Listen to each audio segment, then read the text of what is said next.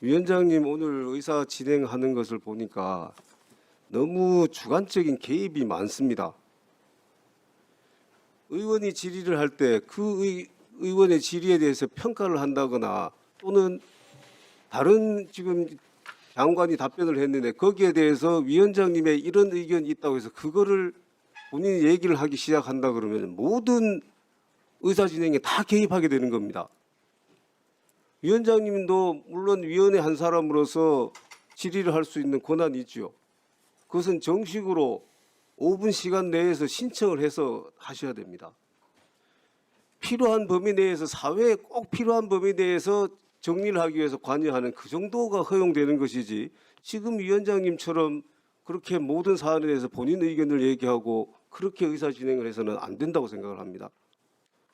오늘 점잖게 우리 위원장님의 의사 진행에 대해서 말씀드렸습니다. 다음부터는 그런 일이 발생하지 않도록 해주시기 바랍니다. 질의를 하겠습니다. 정성호 장관님. 네네. 자, 보완수사권 즉 기능이 뭡니까? 보완수사권 왜 필요합니까? 예, 뭐 1차 수사기관의 수사가 완결돼 있는지 안 됐는지 공소유지에 필요한 정도의 증거 수집돼 있는지 전반적인 상황을 점검하는 그런 과정 아니겠습니까? 저는 보완수사권의 가장 큰 목적은 인권보장적 기능에 있다고 생각을 합니다. 자, 재판은 3심을 하잖아요. 내가 억울한 것이 있으면은 항소해서 다툴 수가 있고 그 다음에 또 상고까지 해서 다툴 수가 있습니다. 억울한 부분이 있을 때 피해자건 피의자건 마찬가지입니다. 피고인이건. 근데 수사 과정에서 억울한 점이 있다 그러면은 경찰이 1차 수사한 것에 대해서 억울한 점이 있을 때는 검찰에 가서 다시 한번 얘기를 해봐라라는 것이 우리 형사소송의 기본 구조였어요.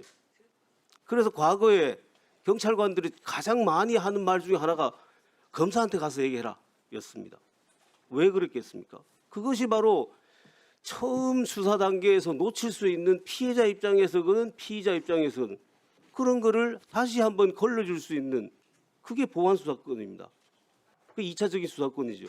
이 인권보장적 기능이 있는 거를 전면 폐지를 하다가 보니까 이런 여러 가지 부작용들이 생기는 겁니다. 자, 오늘도 지금 형사소송법 개정안이 몇 건 발의가 되어 있습니다. 민주당 의원도 발의했고 다른 의원님도 발의를 했어요. 여기에 의견 진술 기회, 사실 확인, 조회 이런 것들을 할 수 있도록 하자라는 게 취지입니다. 왜 이런 게 필요합니까? 보완수사를 폐지해버리니까 그 공백이 생기니까 이걸로 보완하겠다는 겁니다. 자, 사실 확인, 의견 조회, 면담 이것과 임의 수사가 차이가 있습니까? 이건 임의 수사입니다.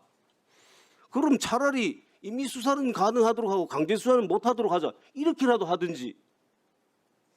이건 수사를 못하게 아예 보완 수사를 못하게 한다고 해놓고는 이런 방식으로 임의 수사 방식을 열어놓는다라는 것은 보완 수사권을 폐지하는데 이렇게 큰 문제점들이 많다라는 것을 반증하고 있는 겁니다.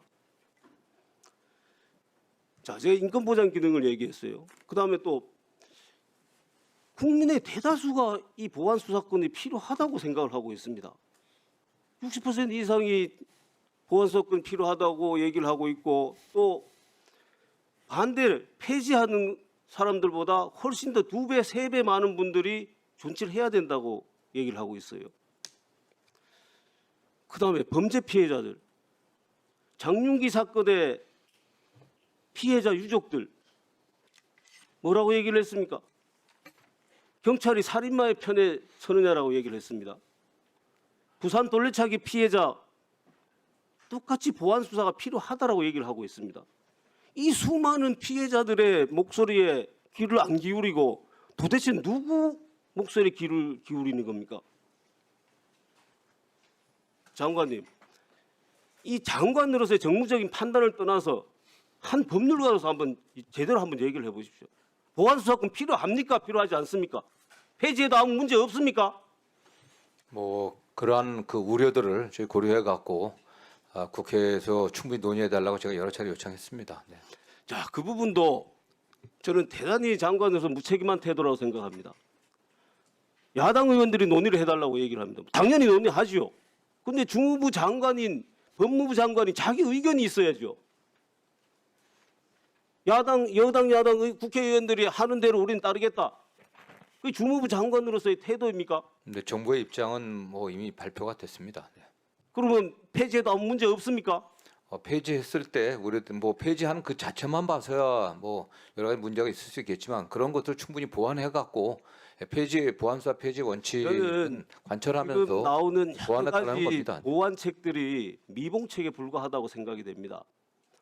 아까 사회적 약자 몇 개 범죄에 대해서 얘기를 했죠. 주진우님 적절히 지적했다시피 여러 가지 범죄들에서 이런 문제가 항상 생길 수가 있습니다.